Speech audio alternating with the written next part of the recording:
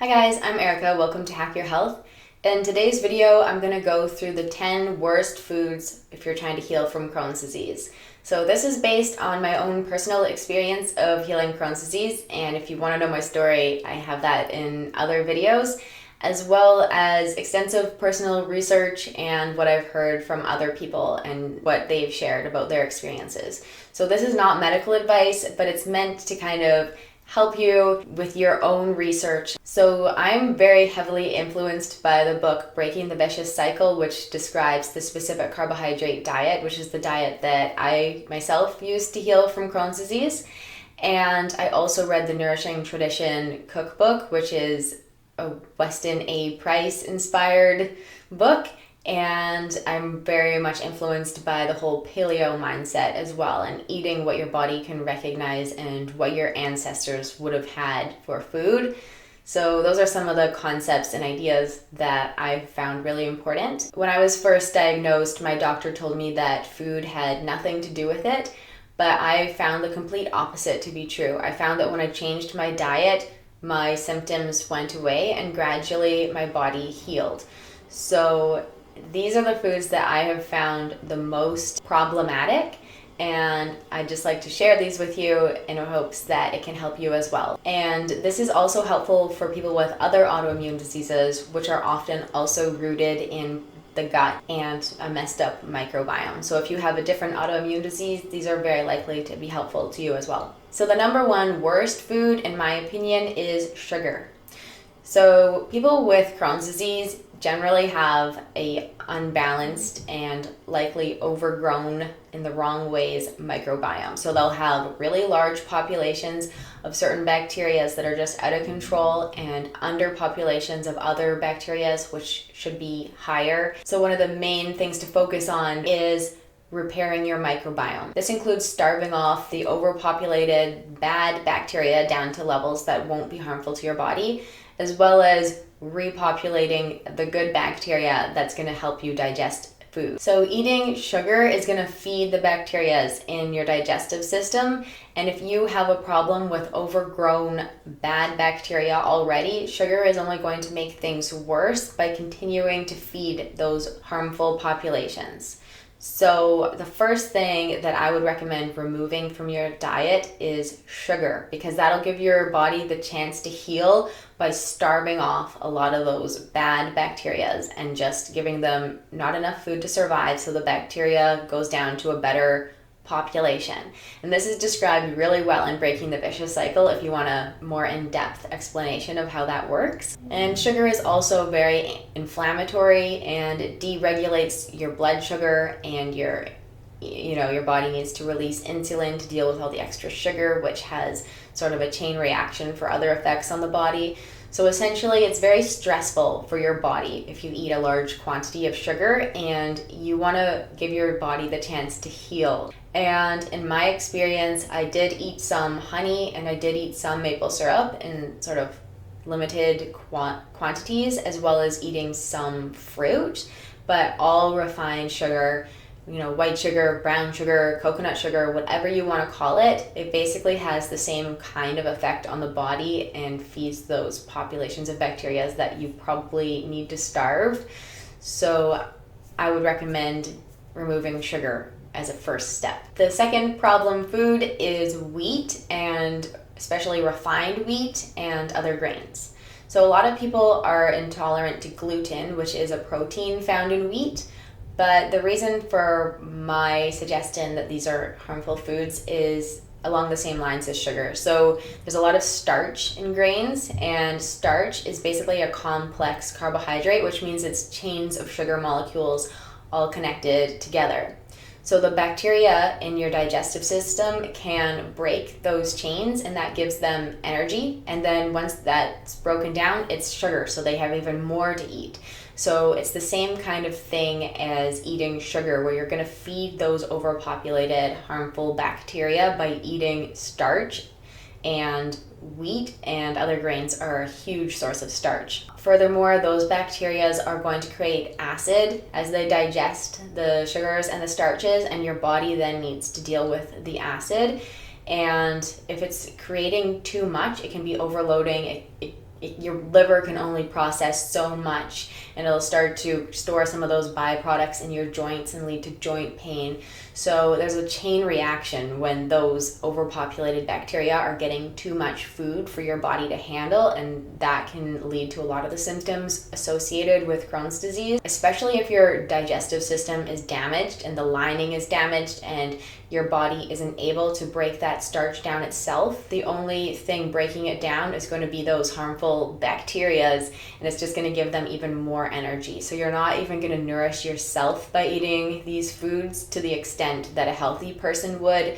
You're going to overnourish those harmful bacterias. So besides the gluten and other kind of trigger molecules that can be found in grains, the fact that they just contain so much starch and sugar means that they're very likely to be problematic for people who are trying to heal their digestion. The third problem food that I would suggest avoiding is raw cruciferous vegetables. So that's broccoli, cauliflower, cabbage, Brussels sprouts, although you don't usually eat those raw. Any raw cruciferous vegetable is very likely to cause pain and bloating, and they're very troublesome to a lot of people with Crohn's disease and other digestive diseases. So eliminating those could be a huge relief.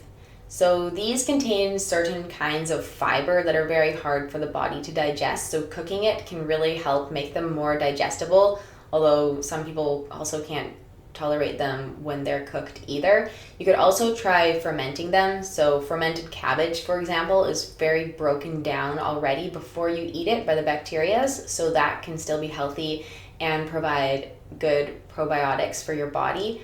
But I would definitely recommend not eating these vegetables in particular raw. And a lot of the time people can't tolerate really any raw vegetables because of the amounts of fiber that are found in them. So I would suggest being very careful with raw vegetables and avoiding them if you can't digest them, because they might cause more distress than they're worth. The fourth food that can be very triggering for a lot of people is unfermented dairy. So there's a very big difference between fermented and unfermented dairy, and that has largely to do with whether or not the lactose is broken down. So in milk, there is lactose, and that is two kinds of sugar molecules that are attached together. So your body needs to break that apart in order to digest it. And in a lot of people with Crohn's disease, they can't break it down, and it leads to various problems, essentially. So if you eat fermented dairy, that lactose is broken apart already before you eat it, and you're eating it along with probiotics that help you digest it, so that's a lot more easily tolerated. But unfermented dairy is triggering for a lot of people, so that's just drinking milk or using milk in its sort of original state. Butter would be an exception to that because it's all fat, so it doesn't contain that lactose sugar in it. But anyways, a lot of people have problems digesting unfermented dairy who have Crohn's disease, and I would recommend avoiding it, or at least experimenting and seeing whether or not you can tolerate it. The fifth item on this list is processed foods that your body doesn't know what to do with. Processed foods often contain additives that are very unfamiliar to your body, such as emulsifiers or preservatives, or foods that have been very changed from their original state. And this can be triggering to the body because it's not easy to digest or process these foods. And you might also be sensitive to something that's in the food. Things like food coloring and what they call natural flavors or natural colors. All of those things are chemicals, and you don't know what exactly you're sensitive to, so it's best to just avoid those things that can be triggers. The sixth category that I would suggest avoiding is high spray or genetically modified crops. So genetically modified crops have basically been changed at a genetic level so they can withstand being sprayed with huge amounts of pesticides. Particularly, they're usually sprayed with Roundup. And Roundup is also an antibiotic, so if you eat it, it can have an effect on your microbiome, so it can also kill certain kinds of bacteria and basically cause further disturbances. So if you're trying to heal your microbiome and heal your gut, eating a lot of high spray crops is going to be likely counterproductive, and it's also another thing for your body to just have to deal with. It's another chemical, it's another potential trigger. So it would definitely be wise to avoid high spray crops, and basically genetically modified crops are going to be high spray no matter what, because they're bred specifically to withstand getting sprayed with pesticides. There's also the question of whether these genetically modified foods could affect your immune system, but I really don't know about that to the level where I'm comfortable speaking about it. But it's possible that, since those are an unfamiliar form of the food that doesn't exist in nature, potentially some people's immune systems could be responsive to that as well. But like I said, I'm not an expert on that topic, but just the fact that they're sprayed with Roundup to me is enough to say caution is probably best, and while you're healing your microbiome, it's probably better to avoid those foods. The 7th category of food that I think are among the worst for people with Crohn's and other autoimmune diseases are lentils. So these are super high in fiber, so it's either broken down by the bacteria in your gut causing gas and other issues, or it just passes through undigested. So these also contain phytates and lectins, which can be very irritating to people with autoimmune diseases. And essentially, myself, I find that lentils are the absolute worst food for me. So I would recommend either eating them with caution or eliminating them altogether. And this is one where I think that if you grew up eating lentils, potentially you have better bacteria to deal with them. But if you didn't grow up eating lentils and your microbiome isn't adapted to them, they can cause a lot of difficulty when it comes to digestion. And if you do choose to eat lentils, I would highly recommend sprouting them and fermenting them and processing them properly before you eat it, and that can really help. But for most people, it's probably worth just avoiding them altogether. The 8th category of food that can be very difficult for people with Crohn's disease are nightshades. So nightshades have a sort of toxin in them that if you're healthy, your body can usually easily handle. But if your digestion isn't working properly and your liver is already overtaxed, nightshades can be especially irritating. So this is potatoes, tomatoes, bell peppers, eggplants, and some other fairly common foods. And a lot of people see very good results when they cut nightshades out of their diet. And in my experience, I couldn't digest nightshades when I was very sick. And then once I healed, I got a lot better at tolerating them, but still potatoes are one of the worst foods for me. So I would definitely recommend experimenting with nightshades, and it might be helpful to you as well to eliminate them. The 9th potential trigger food for people with Crohn's disease and other autoimmune diseases are fruits in large quantities. So when I was healing, I went by the recommendation of eating 1 to 2 fruits per day at maximum. And in the first stages of healing, I would only eat them cooked, unless they were berries, in which case I sometimes ate them raw in season.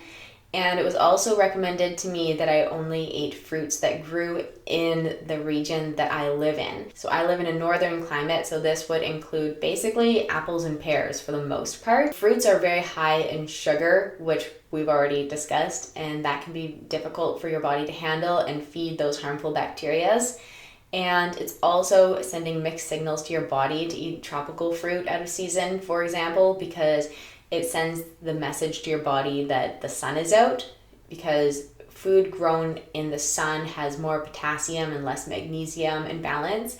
And basically, if you eat an imported food from a sunny place, your body may not produce as much vitamin D. That's what the naturopath who made this recommendation to me told me.